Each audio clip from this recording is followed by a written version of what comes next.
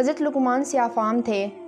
آپ ایک دن بغداد کے ایک بازار سے گزر رہے تھے کہ ایک شخص نے اپنے گھر کی تعمیر کے لیے آپ کو اپنا بھاگا ہوا غلام سمجھ کر مٹی کھودنے کے کام پر لگا دیا۔ آپ وہاں 1 سال تک مٹی کھودنے کی سخت مشقت برداشت کرتے رہے۔ 1 سال بعد اس شخص کا بھاگا ہوا غلام واپس لوٹ آیا۔ وہ آپ کو جانتا تھا۔ اس نے آپ کی جو حالت دیکھی تو آپ کے قدموں میں گر پڑا اور معافی مانگنے لگا۔ اس شخص کو جس نے آپ کو مٹی کھودنے پر لگایا تھا، جب آپ کے مقام و مرتبے کے متعلق علم ہوا تو اسے بھی اپنی غلطی کا احساس ہوا اور اس نے بھی نہایت عاجزی کے ساتھ آپ سے معافی مانگی۔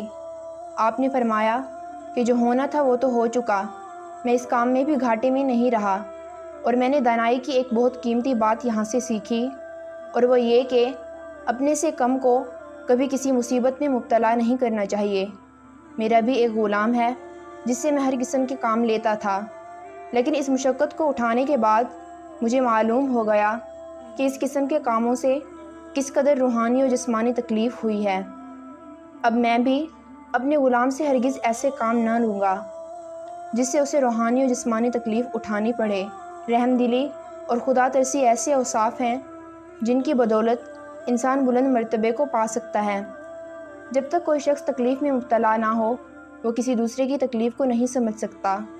انسان کی عظمت اسی میں پوشیدہ ہے کہ وہ کسی کی مصیبت و تکلیف کا احساس کرے، بجائے اس کے کہ جب وہ خود اس مصیبت و تکلیف میں مبتلا ہو اس کا احساس ہو۔ اللہ عز و جل کے بھیجے ہوئے انبیاء کرام نے بھی ہمیں انہی باتوں کی تعلیم دی ہے۔ اگر ہم ان دانائی کی باتوں پر غور کریں تو ہم اپنی زندگیوں میں بہتری لا سکتے ہیں اور ایک کامیاب زندگی گزار سکتے ہیں۔